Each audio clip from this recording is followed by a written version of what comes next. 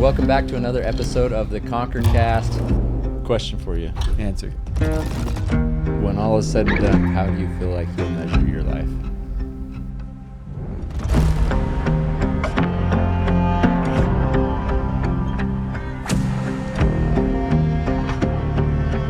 Everyone, welcome back to another episode of the Conquer Cast. Super stoked to be here with Arron Witt today. We're actually in Nashville. We're at his headquarters, built Witt, and we've never really taken this on the road until the last couple days, and so it's been fun to be in some different studios. You've got your own podcast, Dirt Talk, and we've got the signage behind you here.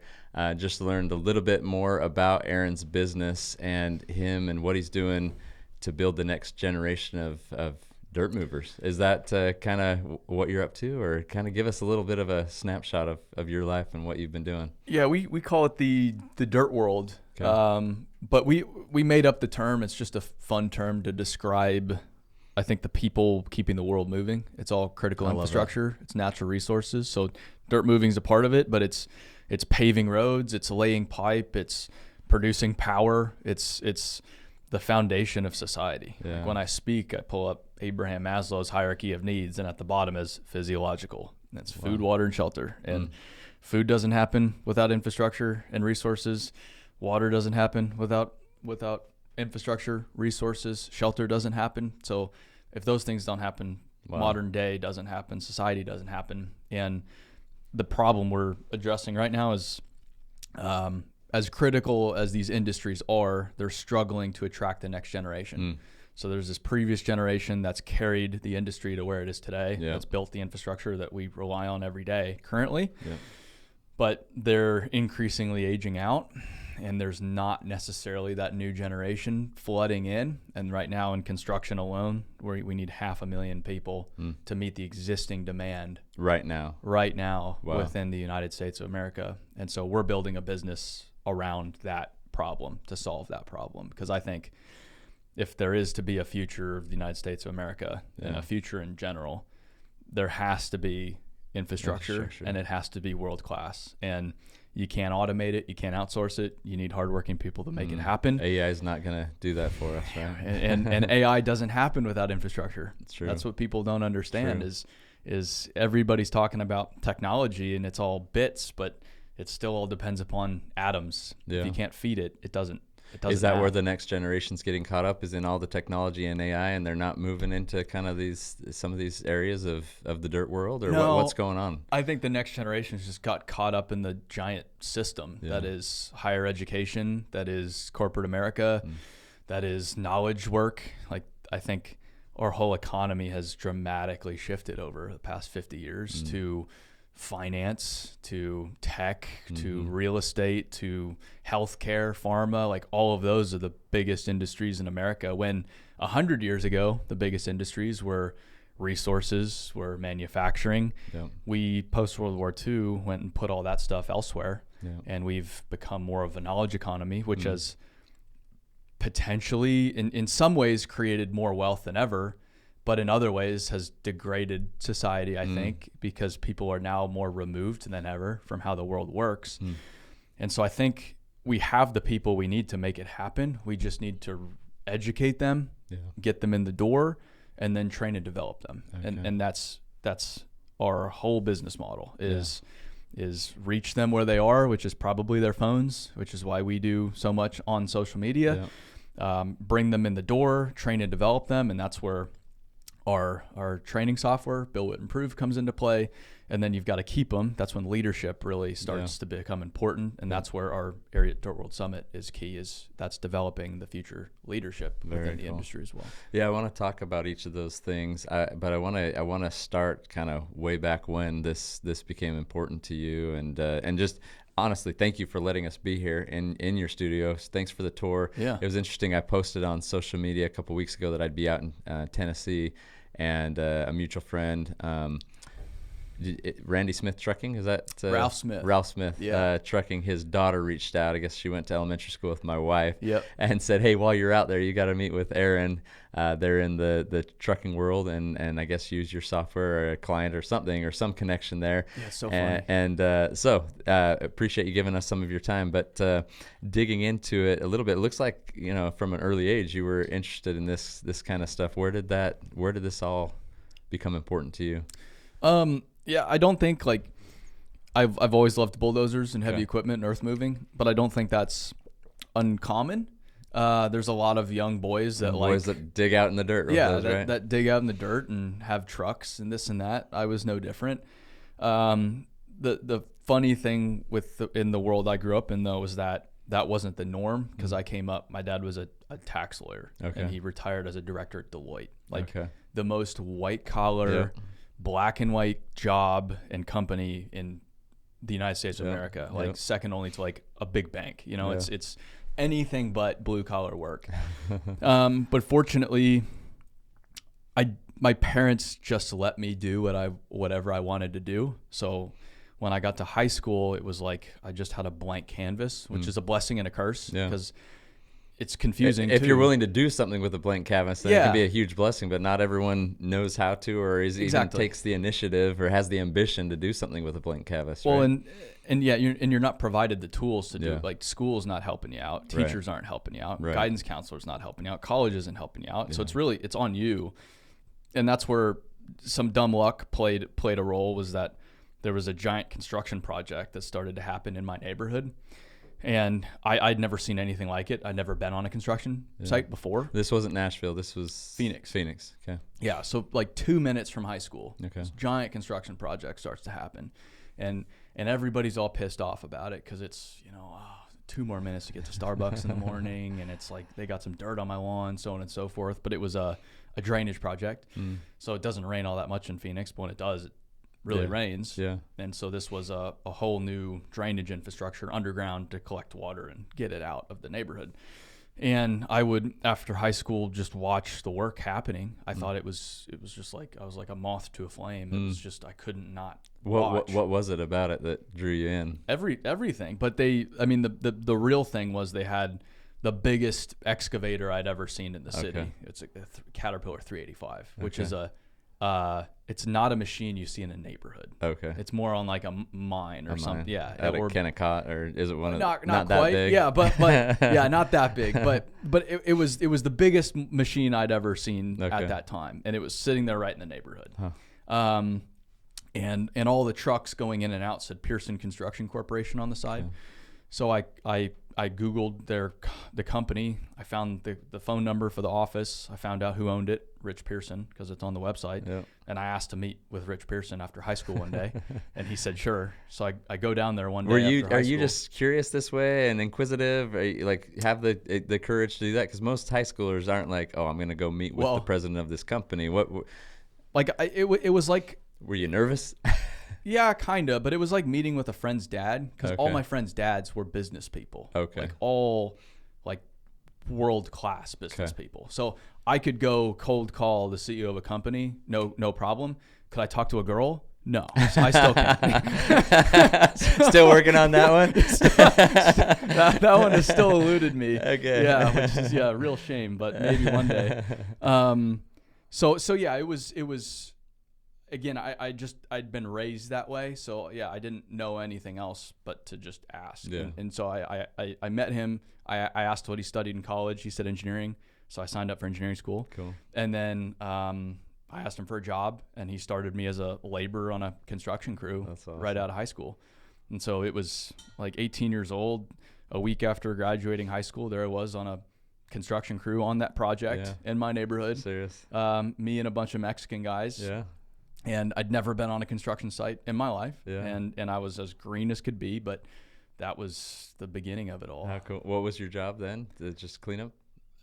It was just do anything to be helpful. Yeah. I don't think they needed somebody, but I was making $13 an hour, and but I didn't know anything. But the role that I created for myself was just try to help the guys around me.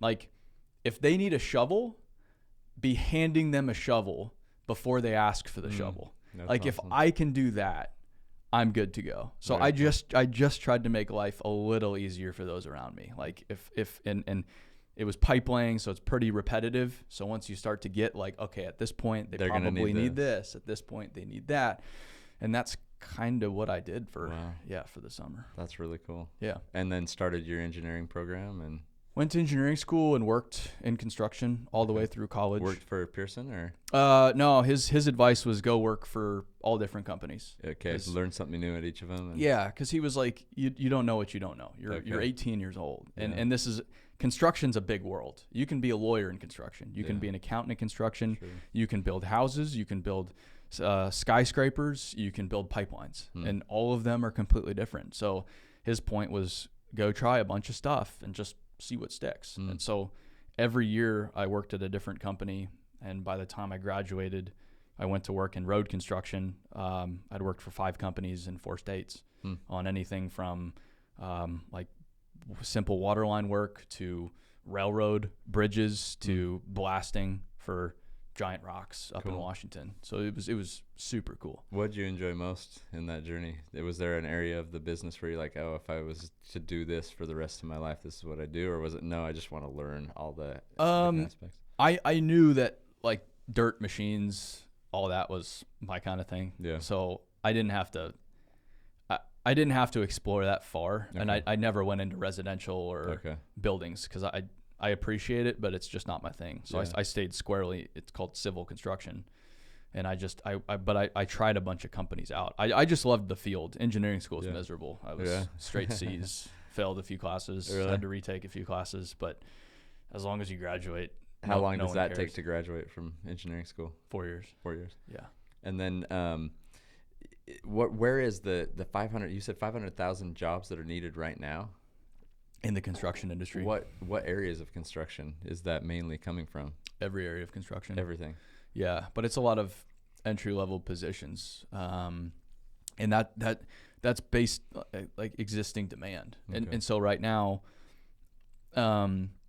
construction in the United States, it's a really interesting time because post COVID, you had a lot of people migrating in really weird ways around the United States. Mm-hmm. So, for example, you had a lot of people going from Illinois, leaving Illinois, and going to Indiana. And so Indiana, then residential construction blows up. Or Tennessee, a lot of people came into Tennessee. Or Texas, Utah was another one. Idaho, Arizona, North Carolina, South Carolina, Florida.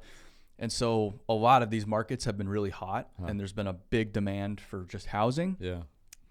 U.S. infrastructure is pretty old. And so you have to be replacing infrastructure nonstop. You have to not just be repaving roads, fixing potholes, but you've got to be expanding roads. You've got to be replacing bridges. You've got to be upgrading water and wastewater treatment plants. So when, another 100,000 people show up, that's another 100,000 people that you have to support from a water and power and gas perspective. So now you're straining the existing infrastructure, and you've got to upgrade that infrastructure. And then infrastructure just has a design life of like 50 to 70-ish years. And a lot of infrastructure is well past that design life. And what happens? Well, it can fail. But when it fails, there's big problems. Yeah. And then there's, over the past 5 years, there's been more federal spending than in U.S. history. Yeah. And it was first like a boom in e-commerce with COVID, everybody staying home. So warehouses got really hot. Then they overbuilt on that. Then the federal money started to come out in infrastructure and with manufacturing. So these chip plants, these battery plants, the biggest projects the United States has ever seen from a private investment, public investment perspective. The jury's still out on most of them, but they moved the dirt for them at least. Yeah. And then now is the data center thing. And they're going off everywhere. Yeah. But already you've had, like 5 or 6 states now say we can't, no more. Like New York being the most recent one. We can't do data centers anymore. Not because we don't want them, not because these companies won't spend $10, $15 billion a piece on them. It's because we don't have the water. It's because we don't have the power. Wow. And no one has a good answer to that right now. Dang. Yeah. That is crazy. So opportunity there. I mean, I think of like, I've got a 16-year-old son. He's been testing out different jobs, and he's done some customer service phone jobs. Then he's done some cleanup crew on construction site. He's doing he's pushing snow. We haven't got a lot of snow this year in Utah. But, I heard, yeah. But he's like, Dad, I do not want to sit at a desk. I do not want to answer phone calls. He's like, I just do better when I'm out moving and getting stuff done. So I love this conversation because I can tell that he's one that he wants to be actively involved in something, and construction would probably be something he looks at. He loves building and that type of thing. So what advice would you give someone like that? I know a lot of our audience too have sons or they're younger guys that are looking for opportunities and growth. Where would you tell them to start to look? I just tell anybody young, like that 500,000 person figure and that demand for infrastructure, future state, that's their opportunity. There's never been more opportunity in this world. It's the perfect time to get into it. And it's a great environment for the right kind of person. It's not for everybody, but you get to work hard, which in itself is rare in today's world and creates a huge sense of satisfaction that's missing with a lot of people. You can make a really good living. You're working hard alongside other people. You're not on a computer all day. You're not staring at others on a computer screen. You get to do really cool stuff. You get to do really meaningful stuff. You're not just grinding away for the sake of grinding away. You're building a road that 100,000 people use every day to get to and from work and get their kids to school, and that ambulances drive to get people to the hospital, so on and so forth. Now, all of that to say, there are some pretty serious issues because, and that's what I talk a lot about now, is like, if we were doing all the right things, we wouldn't have this problem. We'd have the workforce we need. People would be flocking to this world. So we're not just the victim here. I think construction companies have a lot of work to do to make the environment better, which is, again, why we have a business in the first place. But for anybody that appeals to, if you get into construction, it's super straightforward. You just have to show up on time every day. If you're just consistent, you're already ahead of like 90% of people. And then you just have to keep your mouth shut, do what you're told, prove yourself. And then you've just got to be curious and ask questions. And if people don't want to answer your questions, just watch people. But that's all you really have to do. And then as you learn and as you grow, if you can become a better leader, a better communicator, and start developing other people and start helping these companies with this challenge that is workforce, now you become among the most valuable people in the industry. And that's exactly what that's the tree I'd be barking up if I were to do it again. Is that kind of the path you took before you started to develop your own products and software systems and marketing tools and such? Or no, it was more self-serving. Okay. I was listening to podcasts when the job on the railroad was just miserable. It was like, what was the job on the railroad? What were you doing? It was, we were replacing bridges, but the railroad doesn't stop. It's 24/7, 365 days. So you got to keep the tracks available and moving. Yeah. And you work on their schedule. Okay. And so it was 7 days a week, and I was in college. And so all my friends were back home screwing off. Yeah. And I was in the middle of the desert, 120 degrees every day. Fixing a bridge. Yeah. Working at least 80 hours a week, if not more. I was making a lot of money, but you were living out of a hotel in Yuma, Arizona. Yeah. And it's just, it wasn't, but it was great. It was character building, to say the least. Yeah, for sure. And so I was listening to podcasts to just consume some time. And there was a few talking about personal brand, and it didn't really register at the time. But then when I was a senior in college, it started to click, like, wait a minute. If I build a personal brand, I'll have more career options. And I was all about maximizing potential opportunity. So I was looking at my life, like, what's the unique story that I have to offer that is kind of a gap right now? And I first looked at like nature and hiking and this and that, but there were already millions of people doing it super, super well. So it's like, okay, maybe I could do it better, but probably not. But then I looked at earth moving and construction was like, no one's really here, and I'm here, and I have all these pictures on my phone. So I just started sharing them. Because you had been taking just pictures of the machinery and the job sites and such. Everybody's taking pictures. Yeah. When something cool's happening, you whip out your phone. Everybody in construction has a whole camera roll of photos and videos that are pretty sweet. Huh. Yeah. But they just don't use them. Oftentimes they're not allowed to. Okay. Yeah. There's a lot of, I think, very outdated policies. Okay. But it's just, and it's an older school world. Mm-hmm. So like, companies are still coming around to the whole social media thing in construction. Yeah. I mean, you'll have a multi-billion-dollar company with a website from like 2008 in this world. No kidding. Like it's still that way in a lot of cases. Is that because it's just like kind of the good old boys club? It's like done by a handshake, or is it? I mean, obviously lots of contracts and such, but just everyone's well connected and knows how we do business. You don't have to present it super well online, or correct. Well, a lot of it is public bid. Okay. So they come out with, we want you to build this bridge. Okay. And you say, I can build that bridge for $3.3 million. Yeah. And if the next guy is 3.5 and the next guy is 3.8, you won the contract for $3.3 million. Okay. There you go. So makes sense. I don't, like a lot of companies historically, they don't even have their brand on pickup trucks, on anything. They just build stuff. And we just bid public work. Interesting. We don't need to put our name on anything. Yeah. But now it's like, well, no, you do, because again, you don't have people just knocking on the door anymore, right? Just showing up in the parking lot asking for a job. That's not how the world works anymore. Yeah, that's interesting. So you how did you get around with people having a lot of photos and everything, them not being able to post? You started to post them, right? You started to build I just did it. You just did it? Yeah. Why not? Just do it. At the time, it's like, I'm 22 years old. Did anyone say, hey, what are you going to do? What are you doing with these? No. So it's just people just maybe thought they couldn't or were scared to do it? And the company I was working for at the time, I made a case to their leadership, was like, let me run the company social media. Mm-hmm. And they said no. So it's like, I tried. Did they have a social media? No. Okay. And so that was, because at some point, even though there's a need and demand for people, I'm assuming there's still a lot of competition, and that when these bids come across, there's gotta be, is it just all based off of the number, or is it based off of like a trust that this company's built a brand that we can trust and we've on the private side of things it is. Okay. But public work, and there's different ways of going about it, but traditionally it's no. If you're the low bid, you get the contract. Wow. Yeah. That's interesting. Yeah, it's amazing. Huh. That's how most public infrastructure works. Okay. But yeah, I just started sharing pictures, and then I kind of ran out of pictures. So I was like, well, I need more construction pictures. So I would then, I bought a camera that I would take to work on slow days, because I was working in road construction.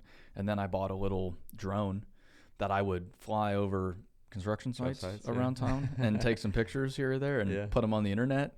It's a gray area. It's like, it's not their airspace. I wouldn't do it now. Yeah. But that's how I got access when I couldn't get access. Wow. Was I used a drone. That's cool. And then I built this brand, and it was still pretty early on, but as I was building the brand, I made friends with the other guys that were running some bigger, like, heavy equipment pages. They would share photos. This was 2017. Okay. And I wanted my account to grow, so I made friends with them for them to share my photos to grow. Cool. It was a different game back then, and one of them messaged me. He's like, "Hey," it was the biggest account at the time, and he was like, "Hey, just so you know, someone offered me money to buy the account, so I'm going to sell it." Wow. And I was like, "Well, how much?" He's like, $3,500. So that day I was like, "I'll give you $4,000 for it." How big was this page at the time? It was like, I might have had maybe 10,000 followers, and it had like 180,000 followers for $3,500, which was crazy. $4,000. $4,000. I outbid the other party. Yeah. And so I don't know this guy, but he gives me the account. I send him, like, I think I maxed out my Venmo at like $2,500. So I had my brother Venmo the other $1,500. I love this. That's so awesome. To get this account. And as he gave me the account, he was like, "Hey, by the way, there was this company out of China that reached out and offered me a trip to China. It's your thing." Why is he selling this? I think he needed money, and maybe he was burnt out. I don't know. Wow. Have you kept in contact with him at all? No. Has he seen what you've done? No. Wow. No. Did you take the trip did you get that trip to China? Well, so I get on the phone with the Chinese, and it seems legit. Uh-huh. So I'm like, I guess I'll go to China. And so I go that later that year, they send me a ticket and I go to China by myself. It was the first time I'd ever been overseas by myself and tour heavy equipment factories. And it was like the first major opportunity to see this whole other world that I had never seen before, and was like, this is incredible. I want to go do more of this. And at that time, a software company, construction software company, found me to help them with a program called I Build America to build the next generation. Okay.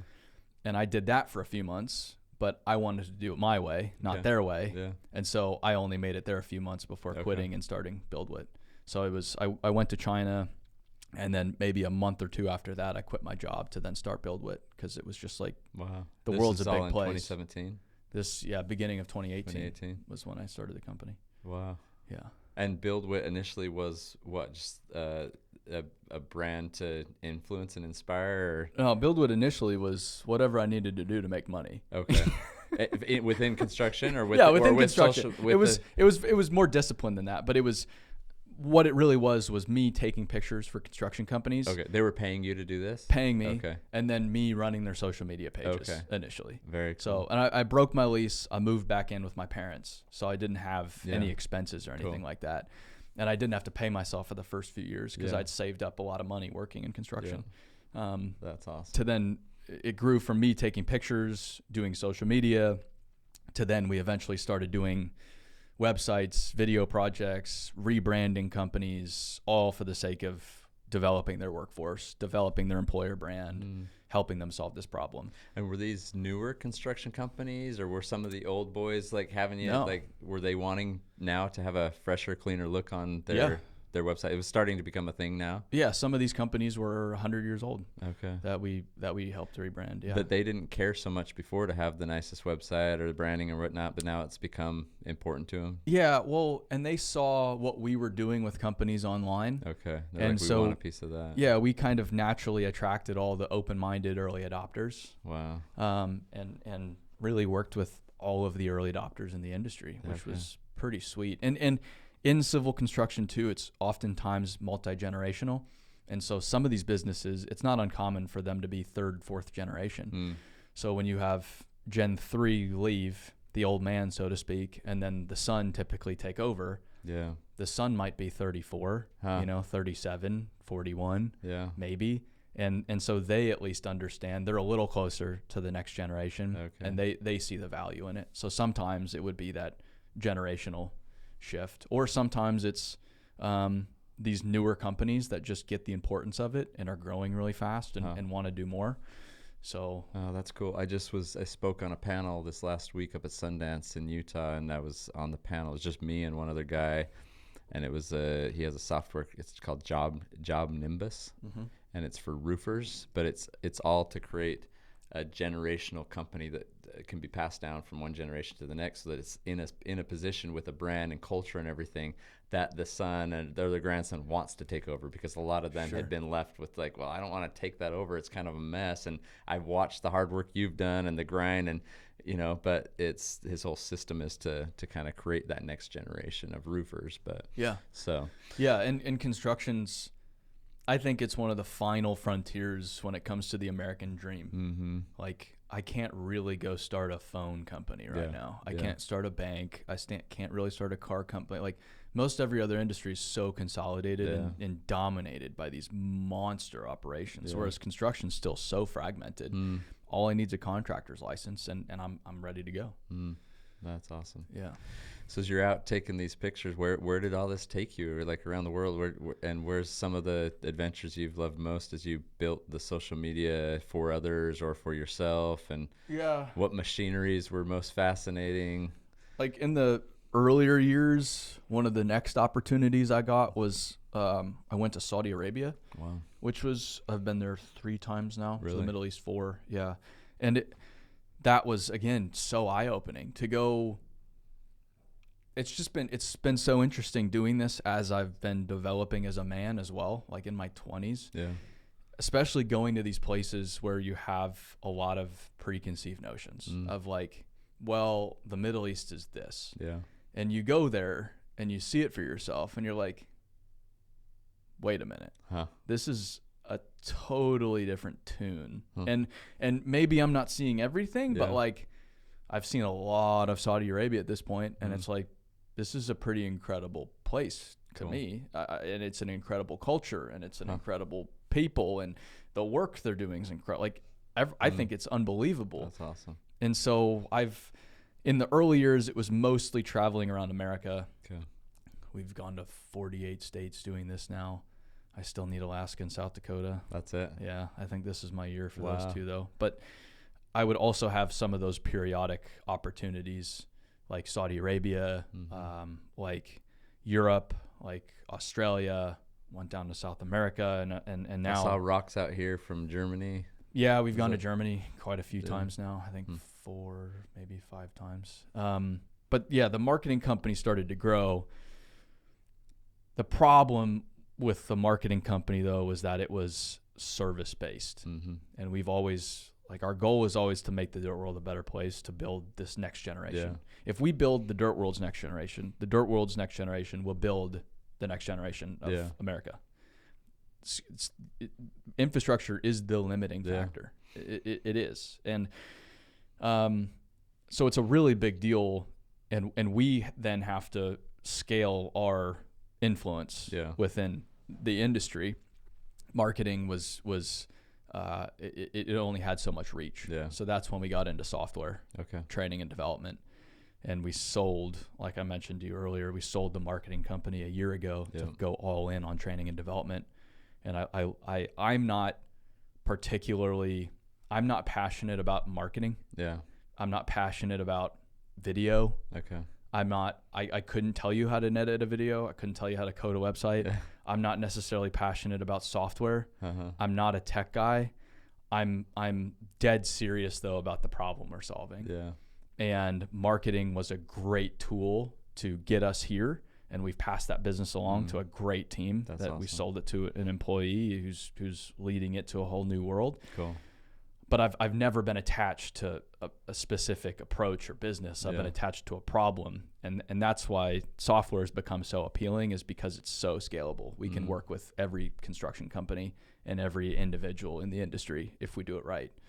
And that now has put me on a different trajectory. That is, we have a CEO running the company and an executive team, super capable. And then a team just across the board that's super capable to do that, to create the business, while I focus on the brand, which has now allowed me to go travel all over the place. That's awesome. Like last year, we went to Indonesia, which was extraordinary, like very rural Sumatra and very rural Borneo, to coal mines out there, which was just remarkable. We did another tour, my third tour, all over Australia. Fly in, fly out. The mines are so remote, they fly the whole workforce in every week. And are these mines that you're going to using your software, or are you there doing more content and building? No, now it's all grow the brand. First and foremost, grow awareness for this world. Because this world, it's so underappreciated, and yet no one can do a single thing in life without it. So it's just provide awareness for how important this world is, and awareness for the people doing it. Like, I want to take care of the people doing it first and foremost. And if they're cared for, the workforce problem will solve itself in a way. That's awesome. But then just grow awareness for the industry as a whole, and then grow awareness for BuildWitt, which then grows the business. That's awesome. So, and what is the software that you offer? It's all training and development. So it's skills based. So you can go get a job running one of those machines out there on the wall with no formal training whatsoever. You need more training to run a forklift in a warehouse. Really? Yes. There's a legitimate certification for that. Seriously? Yes. There's no certification for heavy equipment. Serious? Yeah. All you need to do is pass a drug test. How does that work? I mean, these will kill people, right? That's a great point. Yeah. And there is some training and development, but historically the existing generation, they came up in the industry as a kid. Okay. Most likely. So insurance companies are just trusting that like these kids know what they're doing, or is there? So, but here's the problem. If you're working the construction industry now, Mm-hmm. your dad probably did it. Your Okay. grandfather did it. Your uncle probably did it. Your family was involved in some capacity. Your family had a company, whatever it was. You grew up around, or your dad worked on the car on the weekends. Like you grew up around it a little bit. So by the time you go into the industry formally, you already have a background skill set. And then back in the day, you could make mistakes. So on the job training, you could do it. That was your learning, was Because, trial and error. yeah, if you talk to anybody in their 40s, 50s, especially 60s, how'd you learn how to run equipment? Tell me a story. Yeah. They'll tell you some stories. Yeah. And it's some crazy stuff. Like they did some Western stuff back in the day, which is, I think it's really cool. Yeah. But nowadays you can't do that because Right. of insurance Yeah. requirements and lawyers and, Yep. and safety. And it's gotten better. Like, Yeah. hey, we can't kill as many people. Yeah. That's a pretty good thing to do. It breaks down though, because now it's this whole generation that grew up in suburbia, me, that did not grow up working, that did not grow up around tools or anything of the sort, that's showing up on the job site with no training whatsoever. But then there's no training program to help me out. It's just on the job training, but I can't make a mistake anymore. Is there regulatory, like that they have to have training, but there's just not any? No. Okay. No, which is why there's no training. And I'm not blaming anybody for this. It's just kind of how the world is operated. But again, the system now doesn't work going forward. And so our software, it's not a magic potion. It's not the solution to their problems, but it's video-based micro learning, daily learning, training their people on, we've got over 2,000 videos now. Like of specific machinery and such? On, how to, the basics of a dozer, the basics of an excavator, the basics of a truck, whatever it is. And then most importantly, it also has a ton of training on mental health, on physical health, on leadership, on communication, on financial literacy, all kinds of things to make, like, the goal is not to just make workers, it's to make well-rounded individuals, which will make everybody better off as a result. And that's the dark side of construction, is we're not nearly as healthy as we should be. So there's about 5,000 people killed in construction every year. The military, there's about 1,000 every year. Jeez. And the military has at least a few months of training. Construction has none. So it's more dangerous than the military. Wow. And I need to do the math per capita, but that's just the math on the fatalities. Dang. The suicide rate in construction is between 4 to 5 times the annual on-the-job fatality rate. Really? And then the accidental drug overdose rate is 11 times the total on-the-job fatality rate. And so there are some huge problems when it comes to mental and physical well-being that are not being addressed right now, that have to be addressed. Is that because the workplace and the cultures need some improvement? That I think it's partially that. I think it's largely, though, people are just unhealthy. And a lot of that is driven just physically unhealthy. They're just focused. They're just working too much and there's no balance in their life. Yeah. When you're working 60 hours a week, even 60 hours, that's still, and you're driving, construction too, your job moves. And so sometimes if you're lucky, it's 30 minutes from your house. Other times it's an hour and 15 from your house. So even if you're working a 10-hour day, it's 12, 13-hour day. True. And then you're doing 6 days a week. Yeah. There's no time for anything else. Where do you meal prep? Yeah. Where like, when do you build the relationship with your spouse? Yeah. When do you take care of your kids? It starts to be really hard. And you can do that when you're young, but then again, the bigger your family grows and the more your responsibilities mount, and the older your body starts to break down, it starts to become really problematic. Wow. Yeah, you're addressing some really important issues then with this. How are you doing that with its videos and literature? Or are you doing training on there yourself, or? We have worked with top-notch construction companies. So we're producing the content, but they're providing they're the subject people matter experts. Yeah. And it's on the jobs. It's real equipment. It's real people doing this that have been doing it for decades. And are those, when you go into a company like that, they've got the real people talking about it and this and that, are they actually implementing it well into their business? So you're using an example of a construction company in the industry who's focused on the mental health, the well-being of their team, and they can kind of speak to it and act as an example. Most of the time. Some of it is just purely skills based. Okay. And then some of like the mental health stuff, it's for example, like Vince Affelli, who is a president of an asphalt company, big company, who has gone through his own issues and has gotten a PhD on this subject now and uses his experiences to teach. Or we have Rich Jones, who he was an addict, and it's like, listen, I was an addict, and here's how I overcame it, and now this is all I do is work with people that are addicted, and here's what I've learned along the way. And leadership, we sat down with Jocko for 6 hours and talked to him about leadership principles. Very cool. So it's not me saying, here's how to be a better leader on a job site. I don't lead on a job site. You know, what's my opinion worth?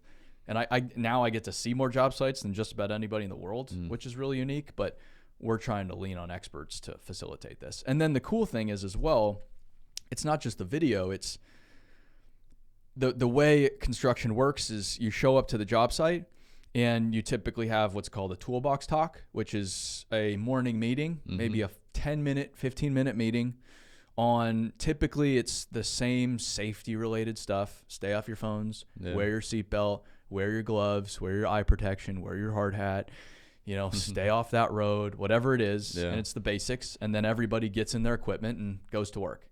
And then you don't really talk the rest of the day. Whereas if you have everybody in one place and have a 3-minute video on a very simple communication principle, and then you can have that crew leader facilitate even a brief discussion about it and just get that crew talking a little bit more. Now you're getting more knowledge transfer. You're getting ideally some of the more experienced people to talk about some of their lessons learned, share some stories.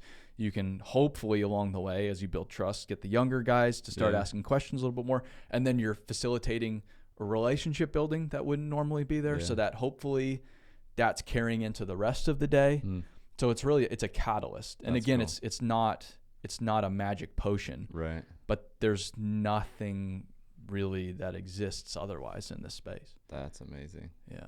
Wow, I'm impressed, man. I had no idea that it went into that. I thought it was more just a software to do some training on like equipment and stuff. So I didn't know it went into there. You have to do that. Yeah. And it's a need, and that gets a company to buy. Yeah. But they need the leadership far more. They need the communication far more. If you went out and polled, like not even on a job site, but on the street, tell me how a mortgage works. Yeah.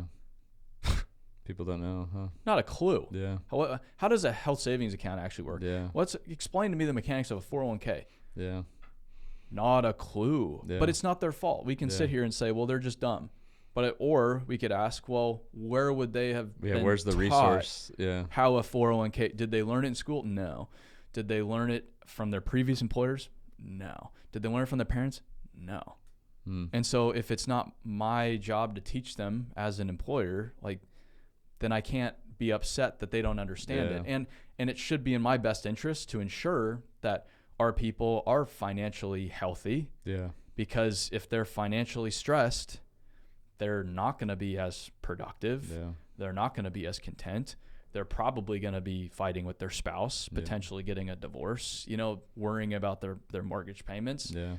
And that's a terrible place to be. Yeah. I just imagine there's such a huge opportunity for employers to build culture to retain. If there's a demand of 500,000 people, I mean, you want to be retaining and acquiring people, right? And so I figure if you're offering these types of tools, it's going to attract more people to their business, especially if the leaders in that business are adopting these leadership principles and implementing them and from the top down, really building culture.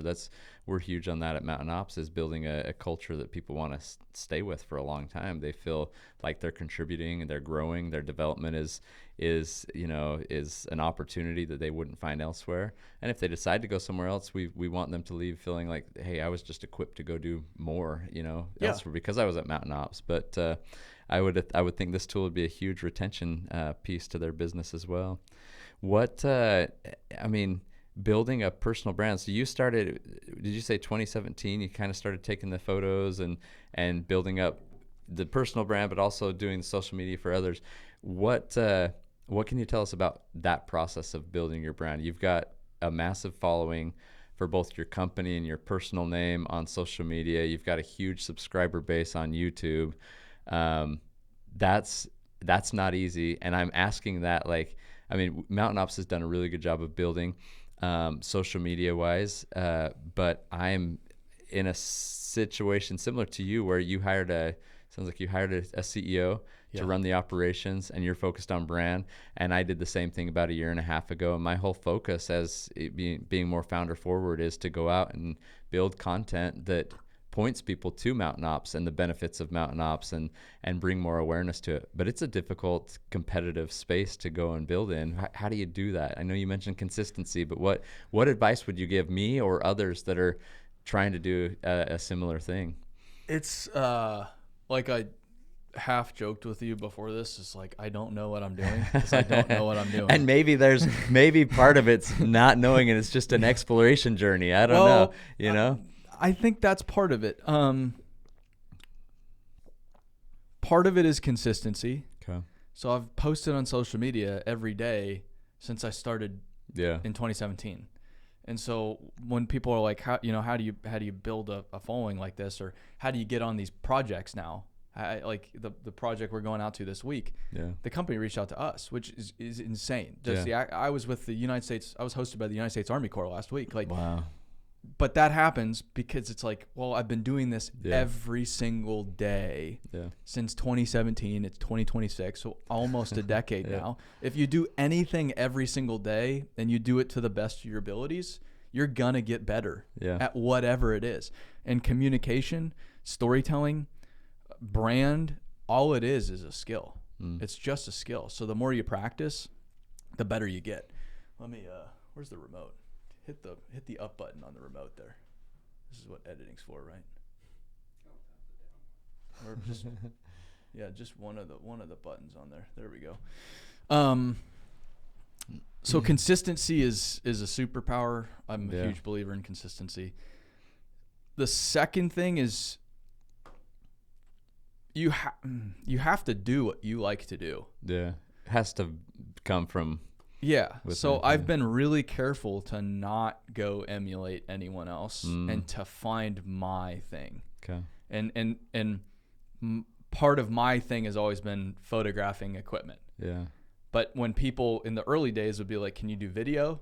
No, because it's not my thing. I don't like video. Yeah. I like photography. Yeah. And I just want to photograph what I want to photograph. Yeah. And when you're photographing what you want to photograph and what is exciting to you, like that's what people are like, wow, your photos just stand out. It's like, yes, because I am so fired up about what I'm taking photos of. I don't photograph something I'm not excited about. And those photos are mainly for social media, right? Not for YouTube, or would you put them on? Mostly social media. Yeah, Instagram, and LinkedIn. Are you a writer as well? And then I've learned how to write. Okay. Yeah. Paired. How important is the pairing of the caption with your incredible photographs? I think stories are the best way to communicate. Yeah. And I'm only at like level 2 of 99 of storytelling. Like storytelling is such a. That's where you put yourself, or is there 99 levels to storytelling? It's such. I think you're much higher. Well, maybe, but it's such an extraordinary skill and such a complex skill. Yeah. But it has to be like that's where the AI thing gets me excited. Yeah. Is because everybody's starting to lean on it to communicate and to think. And I'm making the bet of we're leveraging it within our business, of course, to develop faster, to do certain things faster. But I don't have any desire or any curiosity to apply it, because it's like that just takes the art and I agree. That takes like the fun out of it. Yeah. Like why would I don't even understand why I would do that, because the process of writing is enjoyable to me, and to tell a story and to think of a story, and well, I could tell it this way, or wait a minute, I started to go down this route or make this point, But then I took a right turn here. I'm going to remove that because that starts to make my point. I'm making a second point. Yeah. We'll put that over here. I'll go down that path one day. Let's stick to over here. Yeah.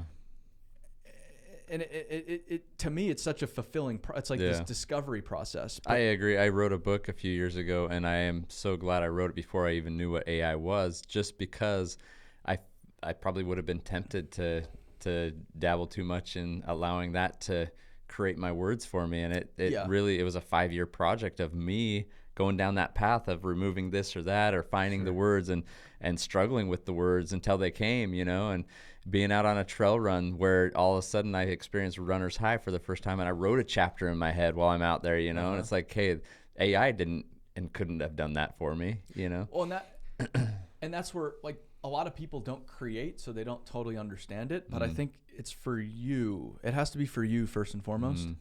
And so I'm always creating for me. People are like, well, you should talk about this. It's like, no, you should talk about that. I talk about what I want to talk about. I love it. And that's why it is what it is. And yes, I'm a one-trick pony. This is just what I like. Like I can't make up what I like. I'm sorry. I just, this is my thing. Yeah. And I'm going to be world class at this thing. And to be world class at something, you have to go all in on something. Yeah. And so I would just say consistency and it has to be for you first and foremost. You have to love it. You have to be, it has to be something that gets you excited or else it's worthless. Yeah. That's awesome. Yeah. I don't know if that's helpful. No, it's super helpful. What about on the YouTube front? Because you aren't just doing photographs. You've got videos. Yeah. How has that been? If you don't like doing videos, I don't like editing. Oh, you don't like editing? Yes, okay. But I love video. Okay. It's an essential medium. Okay. But I didn't do video until I could hire somebody to do video. Okay. Yeah. I didn't try to do it myself. Yeah. And maybe that's flawed logic. I don't know. No, it's the same. I've got right behind the camera here. Yeah. Spencer's the video king for me, and for the longest time I struggled. I mean, I could use like CapCut or something and put together a little reel or whatnot, but I love capturing both photo and video assets, but it's all with my phone. I mean, I've got hundreds of thousands of videos and photos in my phone, and sometimes even my kids are like, man, put the phone down.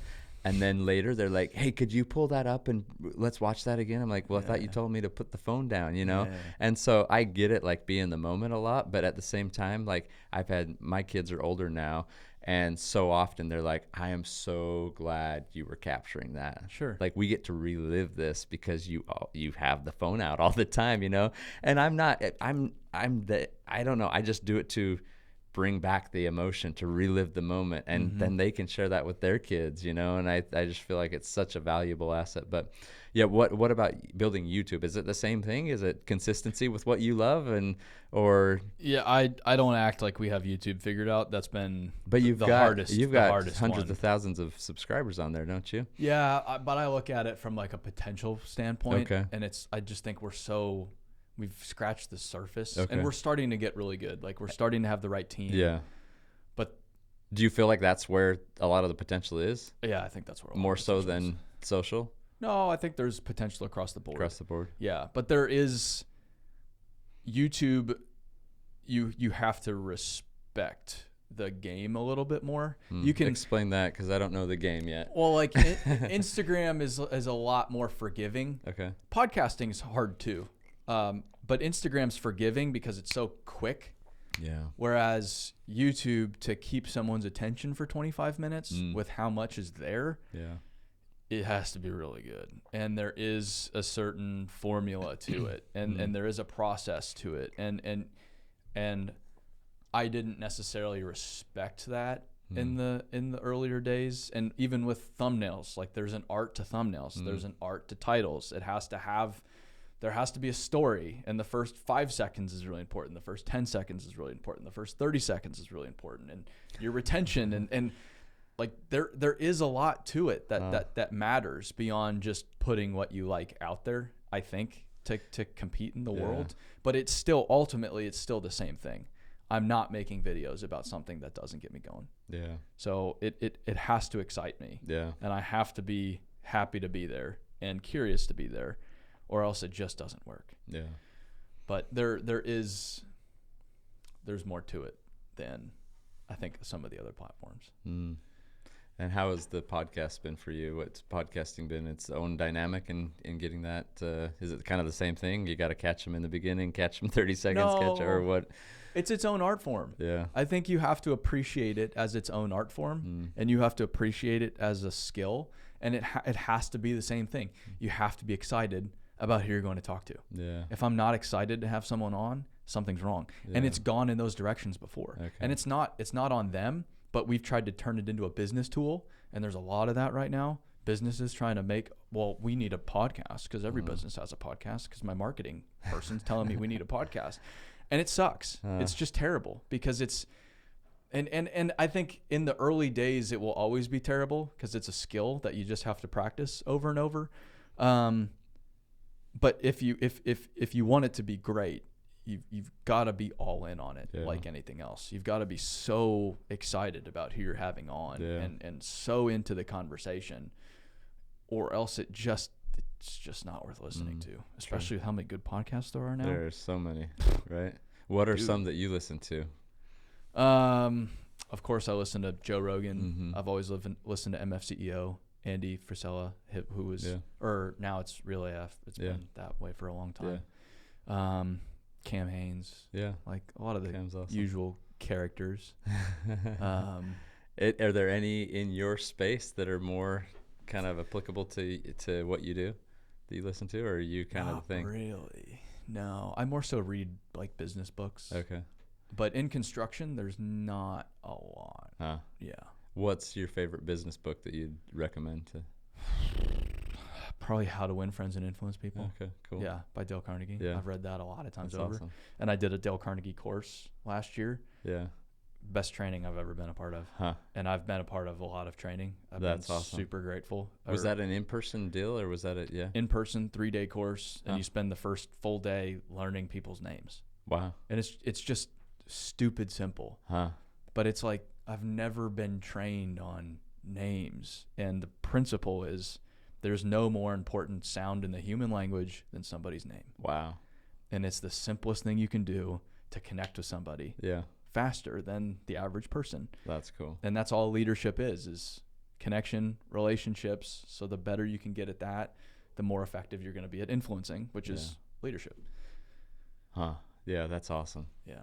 Really cool. I love that book. It's been a while though, so I need to go read it again, dust off the book cover.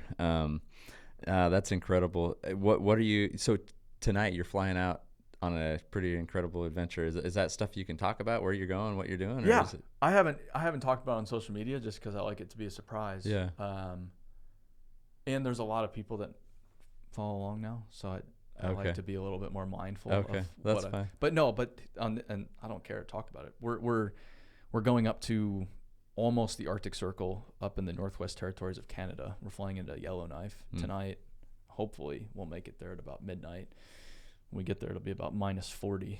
It's so cold that Celsius and Fahrenheit are the same temperature. So what are you packing? Do you pack for that weather? Or yeah. I've been to Canada in the winter a few times now shooting, so I have all the gear. A decent idea. We'll find out. Yeah. I don't know. Is there a way to stay warm in -40? I don't know. We'll find out. I couldn't tell you. Do you have like heated electric boots and just jackets or anything? Just layers. Just layers. Yeah. Okay. Layers. Yeah.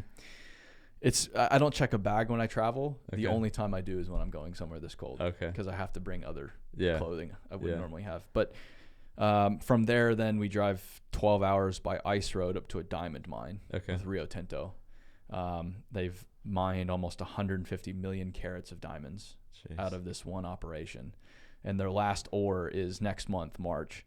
So we're seeing some of the final ore coming out of this mine before they start to reclaim it and return it back to what it was when they started digging there in the first place in the early 2000s. And then we get to go underground. We get to see the mining process. We get to see the processing of the diamonds. And then we get to see the finished product. Cool. Which I am very excited about. That's awesome. So, and they're flying you out and doing this to get content on it all, to tell a story. It's a win-win. We get world-class access and content, and they get world-class exposure. That's so cool. And like like Rio Tinto's had us out in Western Australia, for example, before for iron ore. Yeah. And if you Google iron ore, we're the first video that comes up now. That's so cool. That's awesome. which is like, I didn't know that I wanted to rank for iron ore. Like that wasn't my objective to begin with, but it's like, yeah, I'm number one for iron ore. So kick cool. rocks, you know. That's awesome. But yeah, it's just great exposure and the typically now when we show up, like people know who we are and they're excited to have us and to get them the credit that they deserve is the coolest thing in the world because I've been all over the world. I've been with very successful, wealthy people, so on and so forth. I would take some coal miners or people at a landfill, a steel mill, a construction project, loggers over anyone else. That's awesome. I cannot get enough of these people because they're just like, these are the people that keep the world moving. We can talk about all this stuff all day long. Without these people, everything stops. Everything. I mean, it's impressed upon me that like we couldn't even have a business without the infrastructure, right? Yeah. And like our product couldn't move, and we couldn't get ingredients. It's like I don't think a lot of people. I think we take it so much for granted, and we just don't understand what your world provides for all of us, and it just wouldn't exist without it. So well, and it's relatively new. Yeah, like it's only been around at this scale for 100 years. So crazy. I mean, like 100 years ago, we didn't have most everything we have. Yeah, that's crazy. Yeah, and so I've always had it. You've always had it. Yeah. Every time I flip the switch, the lights have come on. Yeah. But electricity in itself is still a relatively new thing in the grand scheme of things. And to think that it works all the time, every time I hit the switch, the lights come on. Like just that in itself is a miracle. Or every time I turn the faucet on, water comes out of it that I can drink. That's crazy. And that has to happen just in the United States for hundreds and hundreds and hundreds of millions of people, 24 hours a day, 7 days a week, 365 days a year. Always moving, right? It has to be crazy. Perfect. Wow. Yeah. That's cool. Thanks for putting that in perspective. And you hold a summit every year to kind of bring this world together. What do you do at that summit? Because I'd love to learn more. Obviously, after the show or in the coming days, we can talk. I'd love to see how Mountain Ops can get involved in what you do and how you do it. And if there's fitness training or anything like that we can provide nutritionally, we do work in this space quite a bit. I'm assuming that a lot of the guys that show up at your events or a lot of the people that follow you are outdoorsmen. They love the outdoors. They love trucks. They love guns. They love God. They, all these types of things, which is our culture and our people, which is why I'm really excited to be having this conversation because I just feel like a lot of our listeners live in the world you're speaking of, and they cross into the outdoors as well, So what's the summit all about? Yeah, our target market is trucks, guns, God. Those are the people we serve. Same language, man. It's the same people. Yeah. So that's awesome. We started it's Area Dirt World Summit. It'll be the 4th time this year. There's a lot of industry events out there, but there was none dedicated to leadership and developing the next generation of leaders. And if we don't have to really change the dirt world and to build the next generation, it starts with individual leaders. It's not about companies. It's not about teams. It's about individual leaders. Yeah. That's it. Yeah. Just one at a time. There's no way around it. Cool. And there was no, and it's a very physical industry. It's built still on handshakes and in person, so on and so forth. But there was no event dedicated specifically to elevating leaders. So we were like, well, why not make an event dedicated to that specifically? And it's been a grind to get it up and going. It is not an easy thing. I would not recommend starting an event to people because it's a lot of work. But fortunately, we have a world-class team internally and some external partners that have helped make it happen. That's cool. And now this year it's started to become an established event, an established name. We're here in February, almost entirely sold out for the event in November. Awesome. Wow. And then this it's year in we Phoenix. It's back in your hometown. Yeah, always Phoenix, there. No, we've been in Texas for 3 years. Okay. Phoenix this year, Florida next year, moving it around.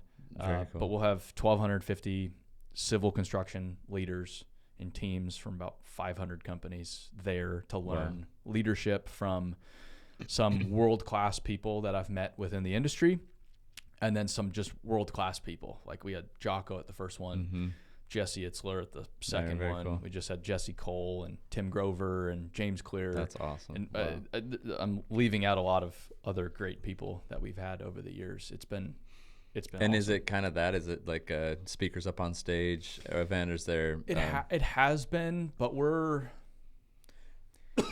like this year's really exciting because the first few years is just execute the event. Yeah. But now we've proven that we can execute consistently. So now it's like, how do we make this what it needs to be? And how do we make this not just a world-class event construction, but a world-class event, which is then where you start to get into the details. And like last year, one of the most valuable things we did was we had assigned seating for the, I think about 1,400 people. And everybody was kind of grumbling about it at first. Yeah. A lot of these guys, they're a little rough around the edges. Yeah, tough guys. Yeah, but we made everybody, it was assigned seating, and then we facilitated a discussion with, the 5 or 10 people at each table. And it was, I think, the best thing we did. Because I tell everybody, it's like, yeah, the people on stage are extraordinary. But frankly, anybody can put big time speakers up on a stage if you have enough money. Yeah. Like if you're just willing to write checks. True. And that happens a lot now. There's a lot of those events. We don't need to be another one of those. I think it's valuable, but the greatest value is those that are in the room and facilitating further conversation, further connection that would not otherwise exist. And then getting those attendees linked up with the sponsors that can also help them out in all kinds of ways as well and make their businesses better. So it's all about the value we're driving for each individual and each business. Part of that's on stage, part of that's with the audience, part of that's after hours in between at lunch, and then part of that is the sponsors that we have. Very cool. And the sponsors have booths there so that they can go and connect. And it is this a multi-day event? Or? Yeah, 3 days. 3 day. Very cool. Yeah. Congrats, man. It's huge to pull off an event like that where you're actually putting it on. We participate in a lot of events ourselves where we exhibit, and we're a huge anchor, piece at like the Hunt Expo last week in Salt Lake City at the Salt Palace. And I've got a friend that ran an asphalt event this last summer in Utah. It was with Staker Parsons and all them. And they had about 1,000 people at that. I spoke at that event, but it was funny to watch them come in because it was our audience. It was a hunter, the big guys with beards and such. Yeah. And nobody went to the front row at first. They all kind of do. And then the last group was like, oh, I guess we got to go up there. But it's a cool world to be a part of. A world that's pretty new to me with all the machinery and stuff. I as a kid dug around in the sandbox and such, but have only sat in one tractor at one point and a yard tractor that I mow my lawn in. It was a lot of fun. But that's still solid. Yeah. It's starting somewhere. But shifting gears just a little bit, and maybe I know you've got to get off on a world adventure, but our flight's delayed, so we can. You're delayed. Yeah. There was one of your posts. It was kind of like I think it was a 2-part post, things you learned in 2025. And do you mind talking about that? It was kind of like a moment in your life where faith in God wasn't a thing. Now it is, if I'm reading into that correctly. Yeah. Tell us like what we're starting a new year, and people they're listening. They've set goals. They're probably some of them floundering with those goals right now at this time. And life is important to our listeners. Family's important. God's important, but life ebbs and flows, and there's the ups and downs and everything. Tell us what you shared in that and what you learned from 2025, but through your life, and how has God become a part or maybe a new part of your life? I grew up going to a Methodist church. Okay. And would go every Sunday, went to Sunday school, then went through confirmation when I was 13. And then my parents, about that time, they got divorced a little before that. Okay. And so at that point, we became just, feral children, and you guys do whatever you want to do. And I grew away from church.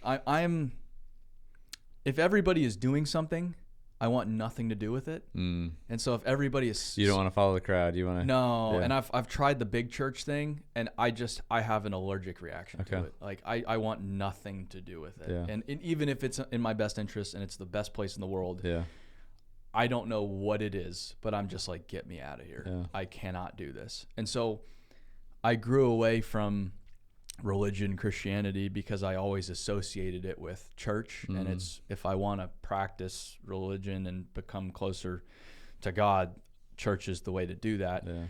And through, business and growing as a man, you're tested in all different weird ways that you would have never thought you would get tested by, 100%. And so I kind of got beaten down through that process over the years. And then I was listening to an interview, and it was with a comedian. And at the very end, I remember exactly where I was. I was running in Australia. I was going out there a lot at the time. And go run in Australia? No, I was dating a woman, an Australian. Oh, nice. Okay, he had a good reason to head out there. So I was in Australia a lot. I was running in Australia, listening to this podcast, and he just says, "Listen, if you don't do anything else, just understand, you don't need anyone else involved. It's just you and God. Cool. And you can just go to this book called the Bible, and you can yourself grow closer to God and find your way on your own with no one else involved." And at that point, it was just like, oh, I hadn't thought of that before. It is just me and God. It's your relationship. Yeah. And so that happened, and every day I have something I call my chores. So I exercise every day. I read at least 10 pages of a book every day. Cool. And then I have a few other things. I write a page every day. That's awesome. And I added writing for a book, or just kind of a journaling? Yeah, I just write. That's cool. My rule is fill a page. That's awesome. Whatever I want to write about, I can write about, but every day. And then I started reading the Bible every day. Awesome. So I read the Bible for the first time in my life in its entirety last year. Awesome. And it was just a great experience. And I've been talking about it not from it's like anything else I've done. I try to talk about stuff that's helped me. Yeah. So I talk about exercise because it's like, without exercise, I'd be the worst person in the world. I'd be miserable. I'd just be a terrible person. And as I've worked through, trauma from the past, like I stopped drinking a few years ago. I've talked through that. Awesome. I've talked through mental health, anxiety, what I've done to work around it. And I just use myself as an example. Cool. Hey, here's what I'm going through. Here's what's helped me. If it helps you, great. If not, whatever it is, I'm not here to tell you what to do. I'm just here to say what's worked for me. That's awesome. And through this process of even just reading the Bible and more prayer than ever, it's just brought me this significant sense of peace. And I've just surrendered to the process a lot more. That's awesome. And even last year, it helped me while we were financially. It was hard last year, really hard. Okay. So just brutal. I mean, there were a lot of weeks last year where it's like, in our executive meeting, so how much money do we need for next week's payroll? Yeah. A lot of those conversations. That's rough. Yeah. Not like one, like not a handful, like a lot.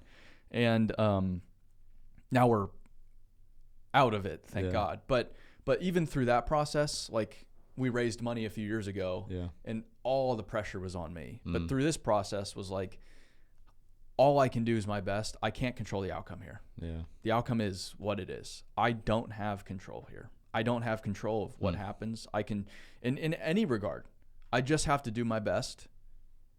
The rest, whatever happens, happens. Yeah. And just that alone has brought so much peace. That's awesome. And understanding and all kinds of just great things. It hasn't made it easier. Yeah.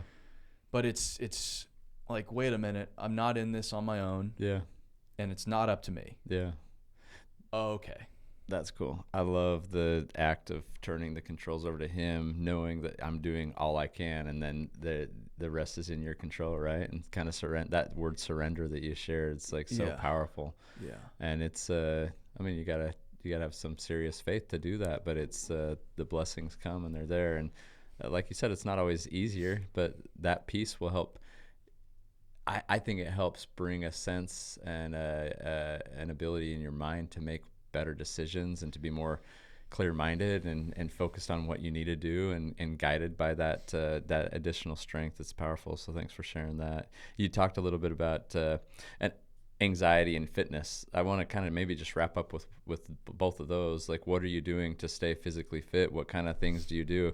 Because our listeners, they are like, this is the ConquerCast. It's equipping people with ways and tools that they can conquer more in life by listening to the perspective and experience of others. And I love what you're saying about sharing everything that you're going through, because you are most powerfully positioned to serve the person you once were. So you're utilizing your own experience to share with others. What about anxiety? Has that been a thing for you, and how have you dealt with that? Well, it was a good lesson. It was like early on in business. I had a girlfriend. She broke up with me, and it wasn't even that long of a relationship. Yeah.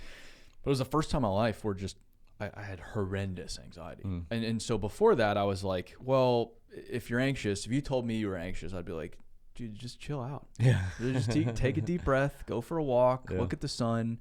You're going to be good to go. Yeah. And then this just walloped me. And it was like somebody was sitting on my chest 24 hours a day. And I could not get rid of it. I would have paid you everything I had in my bank account to get rid of this feeling. It was horrendous. And I just could not shake it. And fortunately, I didn't go to a doctor right away. And so you need to do that, that's for you. I knew it wasn't for me. I was like, there's something here that I need to work on. I'm going to at least try that first. Cool. So that's when I started to go to therapy for the first time consistently. And that's when I started to exercise for the first time consistently. And now that I travel, especially, exercise has only become more important. But since then, I've exercised every day. That's awesome. Since 2019. And that's been a big soon. piece of the overcoming that anxiety. It's a huge piece. Like if you just wake up and go do something, I feel like you just get rid of so much that's pent up in you every day. If I don't, for whatever reason, because travel typically, and I do it later in the day, I just kind of suck. Will you? I feel you, man. I agree. I have to get rid of it. I agree. Will you, when you travel on this trip, are you able to exercise, or is it a little more difficult on something like this? This is like when it's minus 40, I'm probably doing burpees inside in the hotel. Yeah, I'll run outside till about 0, maybe a little bit less. I did Ohio the other day. It was like minus 10, minus 15. And I was, my eyeballs were kind of freezing. I was like, this isn't all that productive. My eyes aren't supposed to feel this way. Yeah. And I'm going to like eat it on the ice. So I get it. I'm proving it to myself. But like, maybe let's go inside and just do some burpees. But every day, it's something rigorous. Or if I'm injured, it's 45-minute hour walk. But wherever I am in the world, whatever day, I'm exercising. I love it. Typically it's a run, but that's been really helpful. And then just the process of therapy and talking things through and reading a lot on my own. Yeah. Just trying to unwind. Like, so what was this? And I think my best theory is that it was, I think my greatest fear is abandonment, passed down in part from my parents. And that's definitely something, especially from my father's side of things, that he struggled with as a kid. And I certainly have that deep-rooted fear as well. So when that happened, it was an abrupt breakup. It, for whatever reason, was just like, ooh, I'm abandoned. And it brought up all of these emotions and fears that were completely irrational. And now, but it's taken me like 6-7 years to figure that out. Yeah. But now that I've figured that out, when it does surface a little bit for whatever reason, I at least can recognize, like, I have tools now. All right. I'm anxious today. Yeah. Let's not run from this. Let's be appreciative of this. It's like, this is an opportunity to continue to dig through some things, to learn some things. And then the consistent exercise piece has been essential. Yeah. I mean, are you always prepping for an event, or is it just like consistency in like, I know you do Ironman. Is that something you always have on the schedule, or something you're working towards, or is it just you have some routines that you do? And I always have something scary on the schedule. Like, I've qualified and run the Boston Marathon. Cool. I've done 100-mile runs. I've done full Ironmans, half Ironmans. But I need something scary to just keep me sharp. But people are like, what are you training for? I'm like, I'm training for life, man. Yeah. And I love it's just the program I'm on. Yeah. I don't know how else to explain it. Yeah, that's cool. But my travel schedule is so brutal now. Like, and just to operate at a higher level as a human being, to have a greater capacity for those around you in business, whatever you want. Like, that is some of the lowest hanging fruit. If you're not treating yourself like an athlete, you're leaving so much opportunity on the table. Like, that's how I view it. I'm an athlete. I want to perform at a peak level within my category, which is really weird, is traveling to construction mining sites around the world. But to do that, I've got to be physically and mentally healthy. Yeah. And so with that sense of purpose and understanding, it's been a lot easier to do it every day. And I make the argument that it's easier to do it every day because then I don't have to decide. I don't have to wake up and negotiate with myself today. So true. Well, it's cold and it sucks. Like, I'm not going to, no, today's not the day. And then it's, the next day, there's none of that. Like, there's no decision-making process, which I would argue makes it easier. It's huge. It's so huge. Yeah. That's awesome. Well, when I consider you and like the stories I've heard today and everything, it feels like you've conquered through consistency in pretty much all facets of life. Is that the key to your success and going forward? One maybe last bit of advice you'd give to our listeners on conquering more in their lives? That's all I have is consistency. Yeah. If you talk to anybody at the company, they'll say, if he's one thing, it's consistent. Because I know that I've seen enough successful people. That is the secret. There is no secret. The secret is just doing the work every day, every week, every month, every year, for decades. That's awesome. and it's a tough pill to swallow, but once you swallow it's the coolest thing in the world, because then you don't subscribe to all the witchcraft and snake oil, especially on the internet nowadays. You can just so easily be like, that's the silliest thing ever. They're trying to present this hack, trick, whatever it is. That's not how it works. You just do the work every day.